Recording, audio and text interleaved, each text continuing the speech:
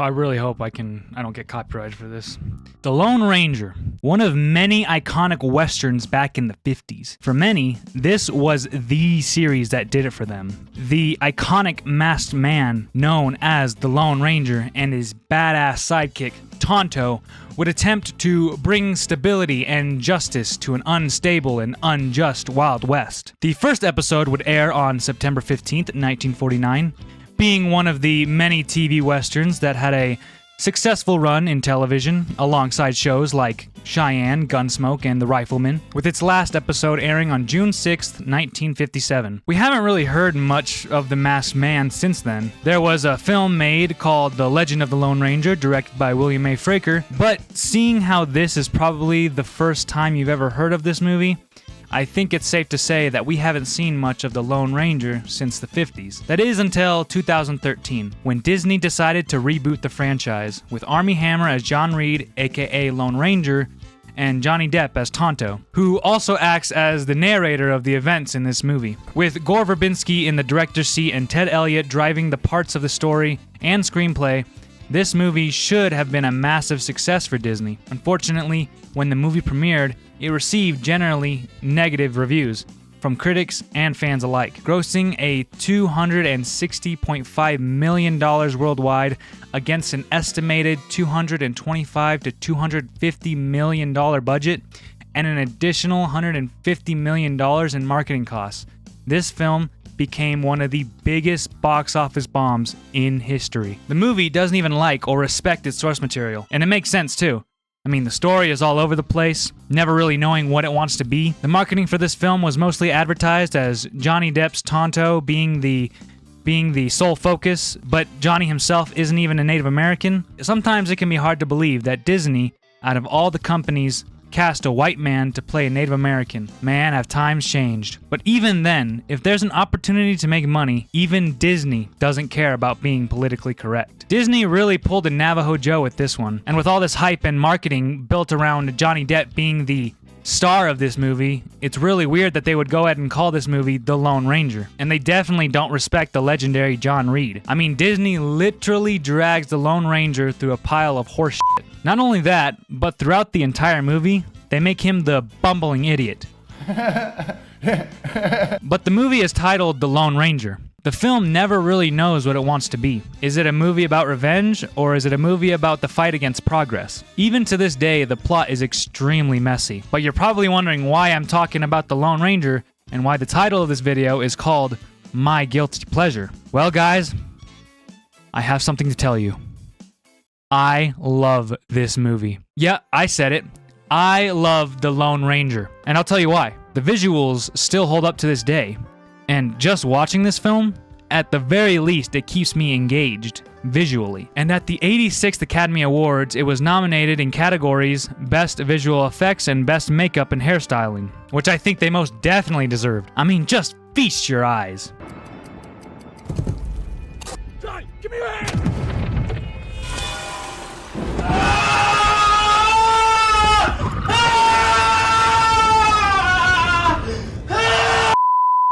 The budget for this Disney feature was again an estimated $225 to $250 million production. And it's not hard to tell that a lot of it went into the visuals. And I just don't mean the CGI or the visual effects. The costumes and the grittiness this movie captures is nothing less than stunning. Contrast that and you see the story. Now the story and the writing in general is appalling. The biggest red flag is the movie's identity. When the movie begins, it starts out with John Reed being a lawyer instead of already being a Texas Ranger. It addresses this first thing.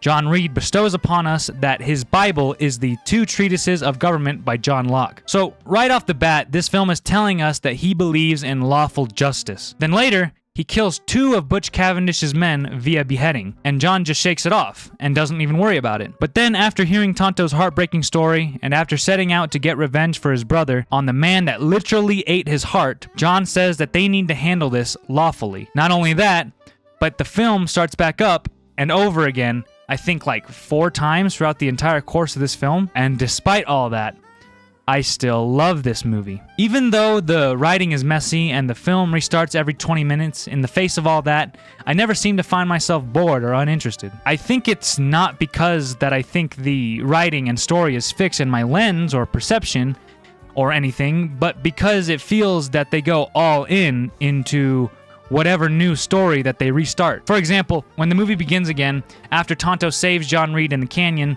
it feels like it has the potential to be something great. That the movie is setting us up for an epic tale of revenge against the man that ate his brother's heart, and against the man that betrayed the Rangers and led them into the canyon. It feels opulent and thrilling, but then the film changes its identity again.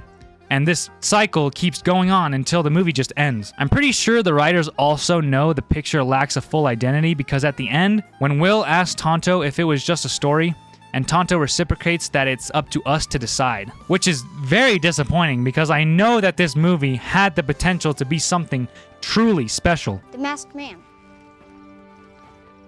It's just a story, right? Up to you, Kimosabe. Like I said earlier, the movie also doesn't respect the source material all that well either. The lack of respect for the Lone Ranger is undeniable. They literally drag John Reed through a pile of horseshit. I'm not gonna sit here and try to defend this. I know this is going to be an extremely ice-cold take, but it seems that the movie-making business really struggles with this. If you're going to adapt or remake anything, the best thing you can do is respect the source material. That should really just be common sense. We see it time and time again, but the best example is the Halo TV show. Now, I'm sure you've already heard about every single failure that has come from this series, but one thing I would like to highlight is how they treated Master Chief. Clearly, the showrunners didn't like nor care for the Master Chief. Showing and removing his helmet in the first episode felt so unearned and disingenuous. No, no, no, no, no, no, no! Wait. Wait.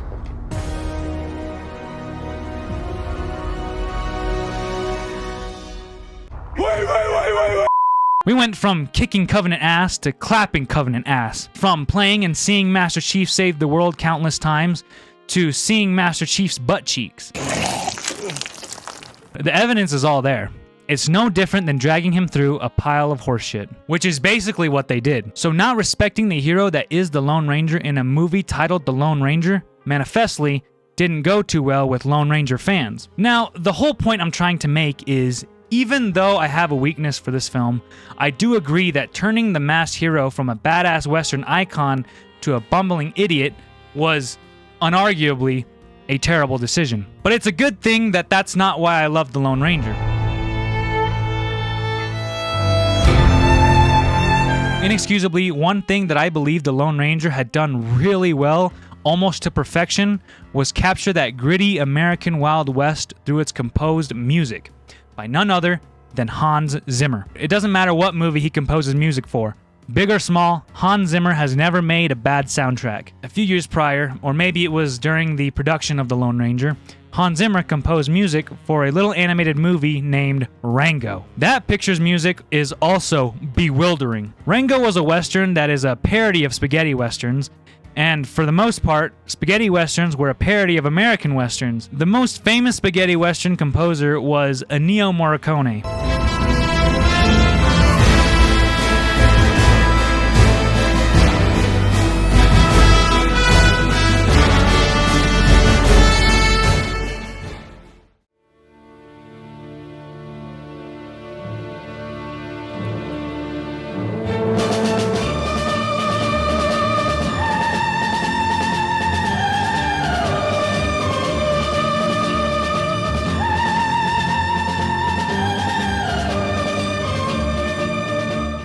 It's evident that Hans Zimmer took inspiration from him when he was composing for Rango, which is why Rango sounds so epic. Translate that over to The Lone Ranger and you get something like Finale, which is a remastered version of William Tell Overture.